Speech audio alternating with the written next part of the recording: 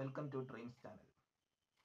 1980 November 1 Kozhikode ജില്ലയുടെയും കണ്ണൂർ ജില്ലയുടെയും ചില ഭൂപ്രദേശങ്ങൾ കൂട്ടിച്ചേർത്ത് കേരളത്തിൽ 12ാമത്തെ ജില്ലയായി വയനാട് ജില്ല രൂപീകരിച്ചു.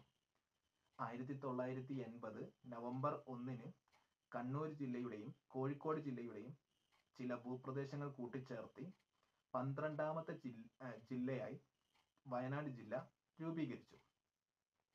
വയൽനാട് എന്നതിനു പുറമെ പുറൈക്കീഴ്നാട് എന്ന പേരിലും പ്രാചീന കാലത്ത് വയനാട് അറിയപ്പെട്ടിരുന്നു. പുറൈക്കീഴ്നാടിനെ പ്രതിപാദിക്കുന്ന ശാസനം ആണ് തിരുനെല്ലി ശാസനം. കേരളത്തിലെ ഊട്ടി എന്നറിയപ്പെടുന്നത് വയനാടാണ്. കേരളത്തിലെ ഊട്ടി എന്നറിയപ്പെടുന്നത് വയനാടാണ്. കേരളത്തിലെ ഏറ്റവും വലിയ പീഠഭൂമിയാണ് വയനാട്. വയനാടിന്റെ ഭൂപ്രദേശത്തിന്റെ 38% വനപ്രദേശമാണ്. ശതമാനാടിസ്ഥാനത്തിൽ ഏറ്റവും കൂടുതൽ വനമുള്ള കേരളത്തിലെ ജില്ലയാണ് വയനാട് ജില്ല. ദക്ഷിണേന്ത്യയിലെ തന്നെ ഏറ്റവും ഉയരത്തിൽ സ്ഥിതി ചെയ്യുന്ന ക്രിക്കറ്റ് സ്റ്റേഡിയം ആയ കൃഷ്ണഗിരി സ്റ്റേഡിയം സ്ഥിതി ചെയ്യുന്നത് വയനാട് ജില്ലയിലാണ്.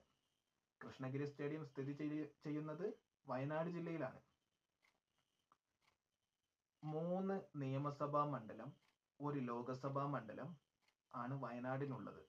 വയനാട് ജില്ലയുടെ ആസ്ഥാനം കൽപ്പറ്റയാണ്.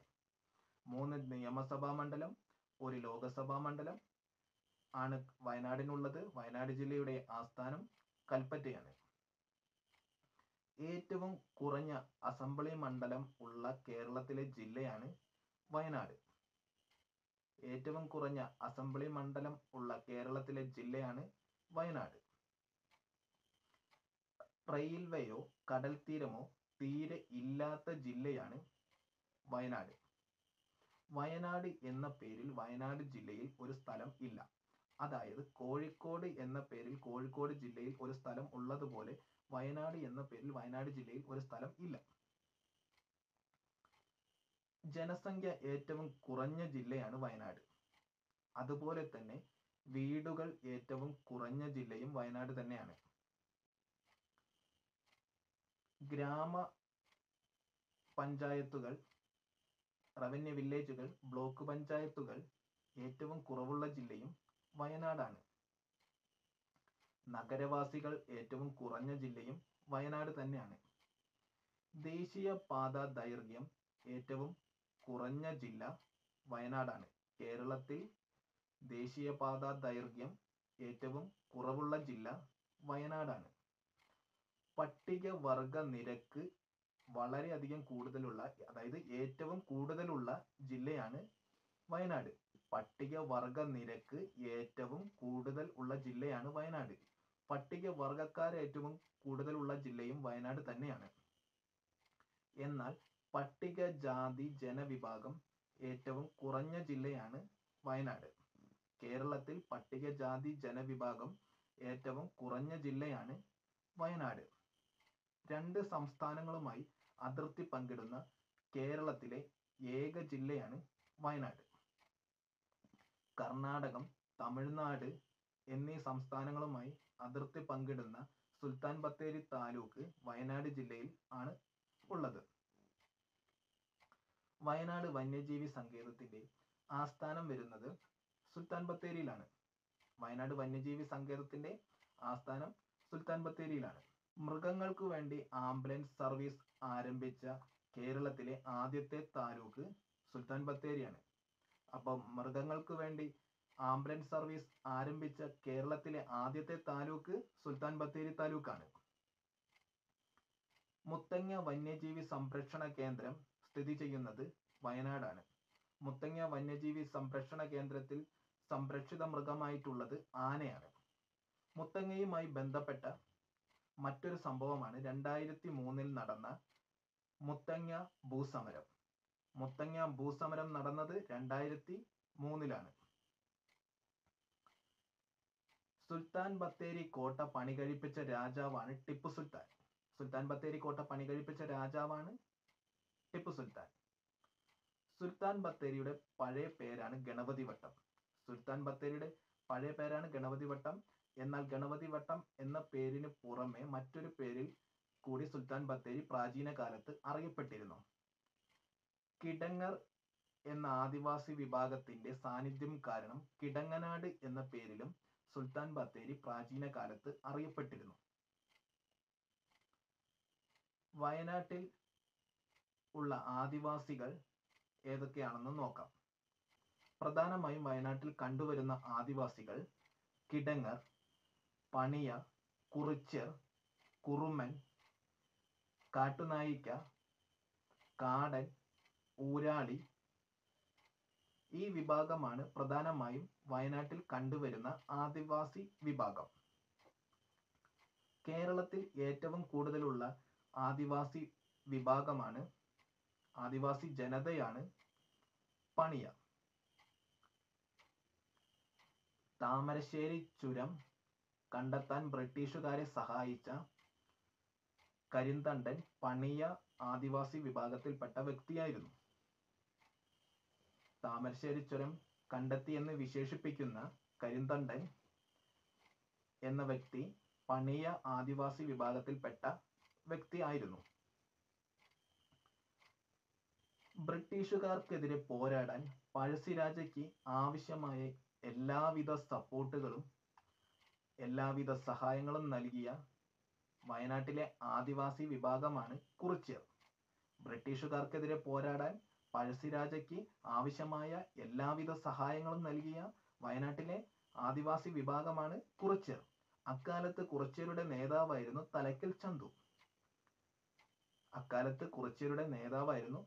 തലക്കൽ ചന്തു. പുരളി ഷെമ്മാൻ എന്ന പേരിൽ അറിയപ്പെട്ടിരുന്നത് പഴശ്ശിരാജയാണ്. പഴശ്ശിരാജയുടെ യഥാർത്ഥ നാമം കോട്ടയം കേരളവർമ്മ എന്നാണ് പഴശ്ശിരാജയുടെ യഥാർത്ഥ നാമം. പഴശ്ശിരാജ ശവകുടീരം സ്ഥിതി ചെയ്യുന്നത് മാനന്തവാടി, വയനാട് ജില്ലയിലെ മാനന്തവാടിയിലാണ് പഴശ്ശിരാജ ശവകുടീരം സ്ഥിതി ചെയ്യുന്നത്. പട്ടികവർഗ ജനവിഭാഗത്തിന് പൂർണ്ണമായും ചെയർമാൻ സ്ഥാനം സംവരണം ചെയ്ത കേരളത്തിലെ ആദ്യ മുനിസിപ്പാലിറ്റിയാണ് മാനന്തവാടി. പട്ടികവർഗ ജനവിഭാഗത്തിന് പൂർണ്ണമായും ചെയർമാൻ സ്ഥാനം സംവരണം ചെയ്ത കേരളത്തിലെ ആദ്യ മുനിസിപ്പാലിറ്റിയാണ് മാനന്തവാടി. കേരളത്തിലെ ആദ്യത്തെ സമ്പൂർണ്ണ പാൻ മസാല രഹിത ജില്ലയാണ് വയനാട്. അതുപോലെ തന്നെ സമ്പൂർണ്ണ പുകരഹിത ഗ്രാമം പനമരമാണ്. കേരളത്തിലെ ആദ്യത്തെ സമ്പൂർണ്ണ പുകരഹിത ഗ്രാമം പനമരമാണ്. തലക്കൽ ചന്തുവിന്റെ സ്മാരകം സ്ഥിതി ചെയ്യുന്നത് വയനാട് ജില്ലയിലെ പനമരത്താണ്. വയനാട് ജില്ലയിൽ ഒഴുകുന്ന പ്രധാന നദികൾ മാനന്തവാടി പുഴ, പനമരം പുഴ, കബനി നദി. കേരളത്തിൽ കിഴക്കോട്ടൊഴുകുന്ന 3 നദികളാണുള്ളത്. 3 നദികളിൽ ഏറ്റവും വലിയ നദിയാണ് കബനി നദി. വയനാട്ടിൽ നിന്നും കർണാടകത്തിലോട്ടാണ് കബനി നദി ഒഴുകുന്നത്. കേരളത്തിലെ ഏറ്റവും വലിയ നദീദ്വീപായിട്ടുള്ള കുറുവ ദ്വീപ് സ്ഥിതി ചെയ്യുന്നത് കബനി നദിയിലാണ്. കേരളത്തിലെ ഏറ്റവും വലിയ നദീദ്വീപ് ആയിട്ടുള്ള കുറുവ ദ്വീപ് സ്ഥിതി ചെയ്യുന്നത് കബനി നദിയിലാണ്. പ്രകൃതിദത്തമായിട്ടുള്ള ബാണാസുര ഡാം സ്ഥിതി ചെയ്യുന്നത് കബനി നദിയുടെ പോഷക നദിയായിട്ടുള്ള കരമനത്തോട് നദിയിലാണ് സ്ഥിതി ചെയ്യുന്നത്. ഒഴുകുന്ന സോളാർ പ്ലാന്റ് കേരളത്തിൽ ആദ്യമായി സ്ഥാപിച്ചത് ബാണാസുര സാഗർ റിസർവോയറിലാണ്. വയനാട് ജില്ലയിലെ ആദ്യത്തെ ജലസേചന പദ്ധതിയാണ് കാരാപ്പുഴ. വയനാട് ജില്ലയിലെ ആദ്യത്തെ ജലസേചന പദ്ധതിയാണ് കാരാപ്പുഴ. വയനാട് ജില്ലയിലോട്ട് വരുന്ന ടൂറിസ്റ്റുകളെ ആകർഷിക്കുന്ന ഹൃദയാകൃതിയിലുള്ള തടാകം സ്ഥിതി ചെയ്യുന്നത് മേപ്പാടിയിലാണ്. കേരളത്തിലെ ഏറ്റവും ചെറിയ ശുദ്ധജല തടാകം പൂക്കോട് തടാകമാണ്. പൂക്കോട് തടാകം സ്ഥിതി ചെയ്യുന്നതും വയനാട് ജില്ലയിൽ തന്നെയാണ്. കേരളത്തിലെ ഏറ്റവും ചെറിയ ശുദ്ധജല തടാകം പൂക്കോട് തടാകമാണ്. പൂക്കോട് തടാകം സ്ഥിതി ചെയ്യുന്നത് വയനാട് ജില്ലയിലാണ്. സമുദ്രനിരപ്പിൽ നിന്നും ഏറ്റവും ഉയരത്തിൽ സ്ഥിതി ചെയ്യുന്ന തടാകമാണ് പൂക്കോട് തടാകം. കേരളത്തിൽ സമുദ്രനിരപ്പിൽ നിന്നും ഏറ്റവും ഉയരത്തിൽ സ്ഥിതി ചെയ്യുന്ന തടാകമാണ് പൂക്കോട് തടാകം. വയനാട് ജില്ലയിലാണ്. ട്രൈബൽ മെഡിക്കൽ കോളേജ് ഉള്ള കേരളത്തിലെ ഒരേ ഒരു ജില്ല വയനാടാണ്.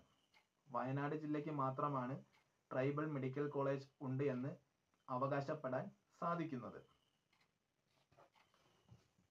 Kerala veterinary and animal sciences university സ്ഥിതി ചെയ്യുന്നത് പൂക്കോടാണ്. Kerala veterinary and animal sciences university സ്ഥിതി ചെയ്യുന്നത് പൂക്കോടാണ്.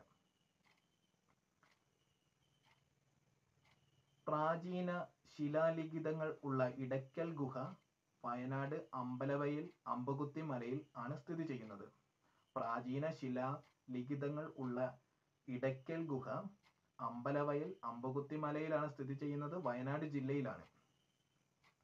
ഇടയ്ക്കൽ ഗുഹ കണ്ടെത്തിയ ബ്രിട്ടീഷുകാരനാണ് 1890 ഇടയ്ക്കൽ ഗുഹ കണ്ടെത്തിയ ബ്രിട്ടീഷുകാരനാണ് ഫ്രണ്ട്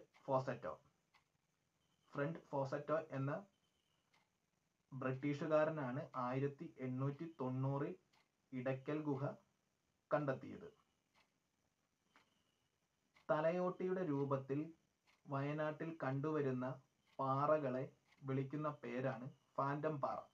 തലയോട്ടിയുടെ രൂപത്തിൽ വയനാട്ടിൽ കണ്ടുവരുന്ന പാറകളെ വിളിക്കുന്ന പേരാണ് ഫാൻറ്റം പാറ.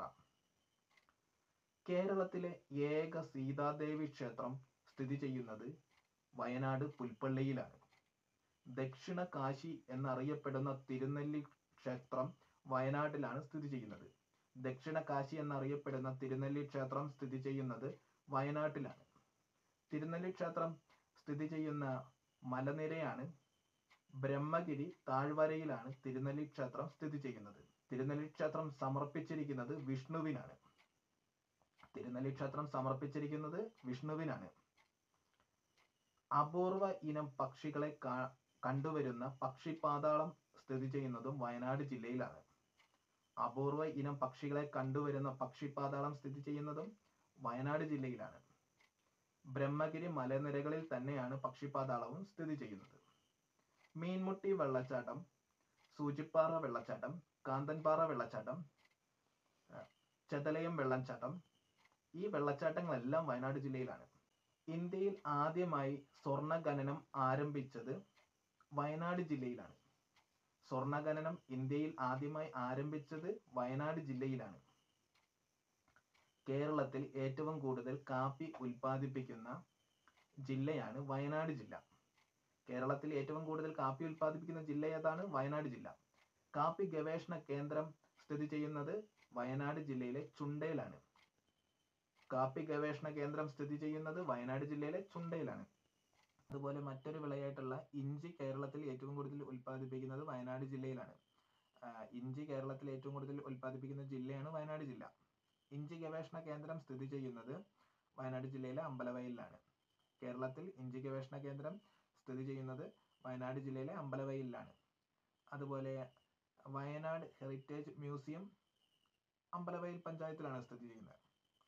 വയനാട് ഹെറിറ്റേജ് മ്യൂസിയം അതും അമ്പലവയലിലാണ്. കേരളത്തിൽ ആദ്യമായി ആധാർ രജിസ്ട്രേഷൻ പൂർത്തിയാക്കിയത് കേരളത്തിൽ ആദ്യമായി സമ്പൂർണ്ണ ആധാർ രജിസ്ട്രേഷൻ പൂർത്തിയാക്കിയ പഞ്ചായത്താണ് അമ്പലവയൽ പഞ്ചായത്ത്.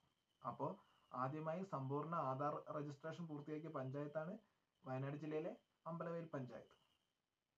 വയനാട്ടിലോട്ടുള്ള ജനങ്ങളുടെ കുടിയേറ്റം പശ്ചാത്തലമാക്കി എസ്.കെ. പൊറ്റക്കാട് എഴുതിയ നോവലാണ് വിഷകന്യക. വിഷകന്യക വയനാട്ടിലോട്ടുള്ള ജനങ്ങളുടെ കുടിയേറ്റം പശ്ചാത്തലമാക്കി എസ്.കെ. പൊറ്റക്കാട് എഴുതിയ നോവലാണ് വിഷകന്യക. വയനാട്ടിൽ പ്രചാരത്തിലുള്ള ആദിവാസി ഗോത്ര കലാരൂപമാണ് ഗദ്ദിക. വയനാട്ടിൽ പ്രചാരത്തിലുള്ള ആദിവാസി ഗോത്ര കലാരൂപമാണ് ഗദ്ദിക. പി.കെ. കാളൻ ഗദ്ദിക കലാരൂപവുമായി ബന്ധപ്പെട്ട വ്യക്തിയാണ്. പി.കെ. കാളൻ ഗദ്ദിക കലാരൂപവുമായി ബന്ധപ്പെട്ട വ്യക്തിയാണ്. അപ്പോൾ കേരള PSC GKയിൽ വയനാടുമായി റിലേറ്റ് ചെയ്ത ഏതാനും ക്വസ്റ്റ്യനും ആൻസറും ആണ് നമ്മൾ ഇന്നിപ്പോൾ ഇവിടെ ഡിസ്കസ് ചെയ്തിട്ടുള്ളത്. എല്ലാവരും വീഡിയോ കാണുക, ഇഷ്ടപ്പെട്ടാൽ സബ്സ്ക്രൈബ് ചെയ്യുക, ലൈക്ക് ചെയ്യുക, നിങ്ങളുടെ വിലയേറിയ ഒപ്പീനിയൻ കമൻ്റായി രേഖപ്പെടുത്തുക. ശുഭദിനം. അടുത്ത വീഡിയോയുമായി കാണാം.